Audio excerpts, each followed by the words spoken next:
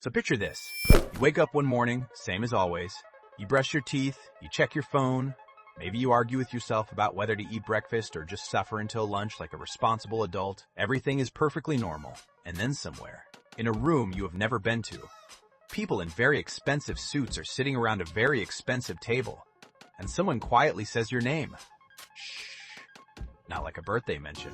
Not like a teacher taking attendance. Like a problem that needs to be managed. You did not rob anyone. You did not threaten anyone. You just existed at the wrong frequency. And somehow that made you the most interesting thing in the building.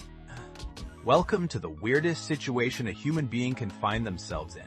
Because being seen as a threat by the very country that made you is a completely different kind of terrifying than anything else on the planet. For real, bro, here. Where we say what no one else will. And before you think this is just going to be about spies and whistleblowers and people in dramatic movies running through airports in the rain, stay right there, because the actual story here is so much stranger and so much closer to your life than you are currently comfortable admitting. Part 1. How you become the villain without doing anything villainous. Nobody wakes up and decides today is the day I become a national security concern. That is not a career goal anyone writes in their high school yearbook. But the fascinating and slightly horrifying thing about this situation is that the line between celebrated citizen and monitored individual is nowhere near as thick as people assume. Take someone like Frank Serpico. He was a cop, a genuinely good cop in New York City who did something deeply radical, which was simply refuse to take bribes. That is literally it. He would not take money that he was not supposed to take, and because of that revolutionary act of basic integrity, he ended up shot, abandoned by his colleagues during a call where backup somehow never arrived, and eventually fled to Europe to protect his own life. The system did not reward him for being good. The system treated him like a structural threat because he was exposing that the structure itself was broken. Or look at Karen Silkwood, a nuclear plant worker who noticed serious safety violations at her facility and started documenting everything. She was on her way to meet a journalist when her car ran off the road. The documents she was allegedly carrying were never found. Whether you believe that was an accident or not, the fact is that a woman doing what any reasonable person would call the right thing ended up dead, and the people she was about to expose kept operating just fine. The pattern here is not about crime. That is the part nobody wants to say out loud. The pattern is about inconvenience. You become a threat not when you do something evil, but when your existence makes it harder for powerful people to do what they want to do quietly. And here's the part that should keep you up at night. You do not have to be a whistleblower. You do not have to be an activist. Sometimes it is enough to simply know something, or be connected to someone, or have a skill set that makes certain people nervous, or live in a community that someone in power has decided to monitor. Shh. The criteria expand or contract depending on who is doing the deciding. Things are about to get much more complicated than you expected. Ask. Part 2. The privileges that come with the Dargan. Now here is where it gets genuinely strange, because being seen as a threat does not always look like what you think it looks like. Sometimes it looks like sudden opportunities. Sometimes it looks like people paying very close attention to you in ways that feel flattering before they feel frightened. Edward Snowden had access to some of the most sensitive intelligence infrastructure on the planet. He was trusted, highly paid, and working inside systems that the vast majority of people did not even know existed. The clearance, the access, the inside knowledge of how the whole machine operates. That sounds like winning, right? That sounds like being chosen. And in a way, it was. Until he realized that what he had actually been given was a front row seat to something that fundamentally violated what he believed his country stood for. The privileges of being close to power are real. The information is real. The resources are real. The feeling of being necessary, of being someone whose opinion matters, of being in the room where decisions happen. That is intoxicating in a way that is very hard to describe to someone who has never experienced it. But there is a hidden mechanism inside all of it that nobody tells you about on your first day. When you are close to power, you absorb its interests. Gradually, without noticing, you start optimizing your behavior around what keeps you in the room rather than what is actually true or right. You start self-censoring not because someone told you to, but because your brain has quietly connected your sense of safety with the approval of the people above you. Psychologists call this a kind of institutional capture, and it happens to brilliant people all the time.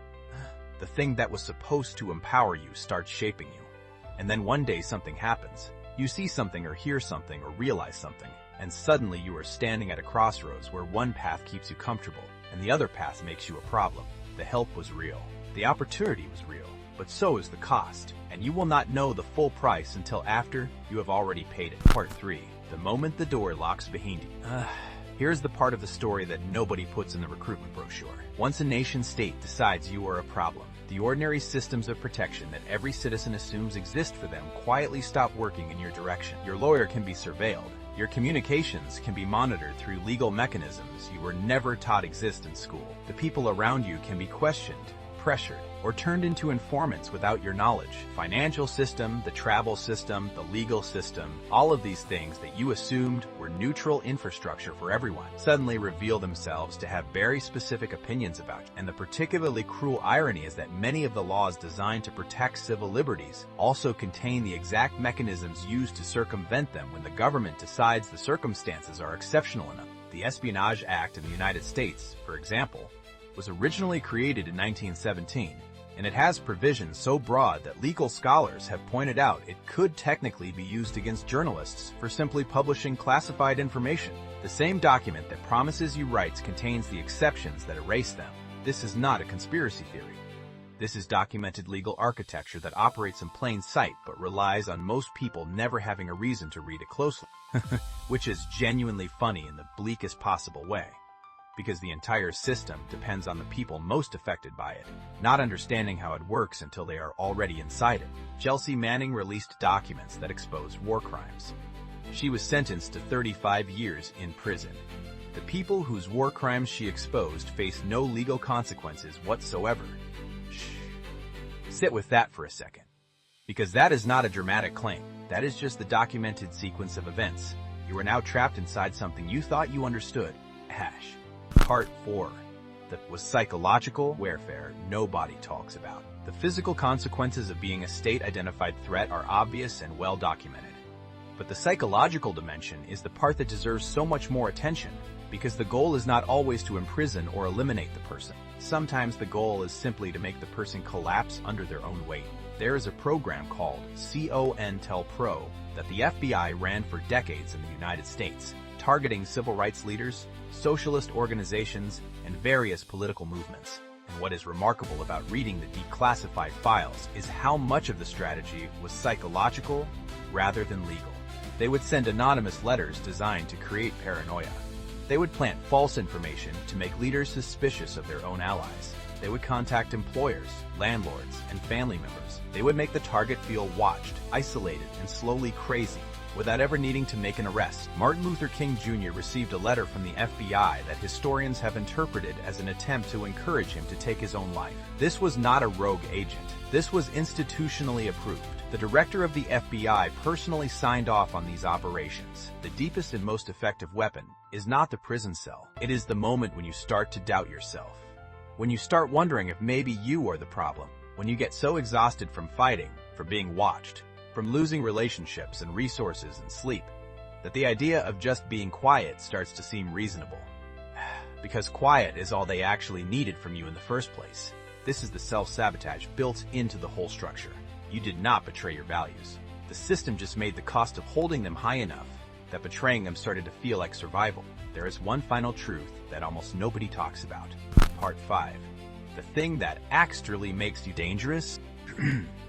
So after everything, after the surveillance and the legal exposure and the psychological pressure and the isolation, what is the actual reason a nation fears certain individuals so deeply? Here is where we have to be honest in a way that is slightly uncomfortable. It is not really about what you did. It is not really about what you know. It is about what happens when other people find out what you did or what you know. The real threat is not the individual. The real threat is the idea the individual represents to everyone watching. Daniel Ellsberg did not personally change American foreign policy by leaking the Pentagon Papers. What he did was prove to every American alive at that moment that their government had been systematically lying to them about an entire war for years. He did not create that lie. He just made it impossible to pretend the lie was not there. And that is the thing about becoming a threat to your own nation, that nobody frames correctly. The power was never really in the person.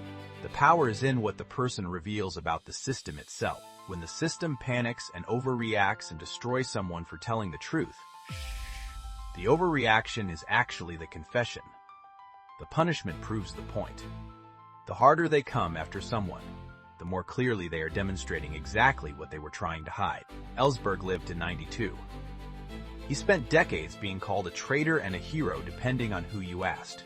And near the end of his life, he said something that should be printed on every wall, which is that he did not regret releasing the documents, but he deeply regretted not doing it sooner. He thought if he had done it earlier, the war might have ended earlier, and tens of thousands of people who died might have lived. That is not a comfortable thought. That is the kind of thought that sits in your chest like something heavy. And here is the callback to where we started.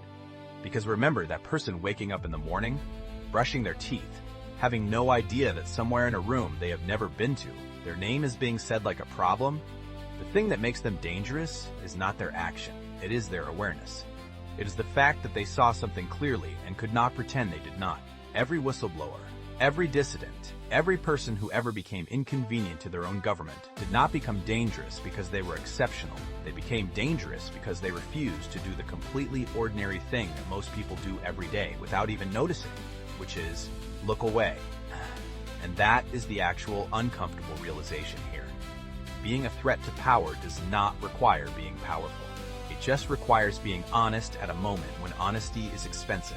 Which means the question is not whether you would be brave enough to blow the whistle. The real question is whether you would be willing to pay the price that honesty costs in a system that runs on silence. Some people would. Most people will not. And the system is entirely designed around that math. So drop in the comments, if you found out something tomorrow that could expose a real injustice but would absolutely destroy your life to share, what would you actually do? Not what sounds good. What would you actually do? Because I want to know if anyone here is genuinely built different, or if we are all just secretly hoping someone else handles it while we quietly hit subscribe. Which, speaking of, if you are still here and this did something to your brain, you already know what to do. The algorithm is watching you the same way. It is just slightly less ominous about it.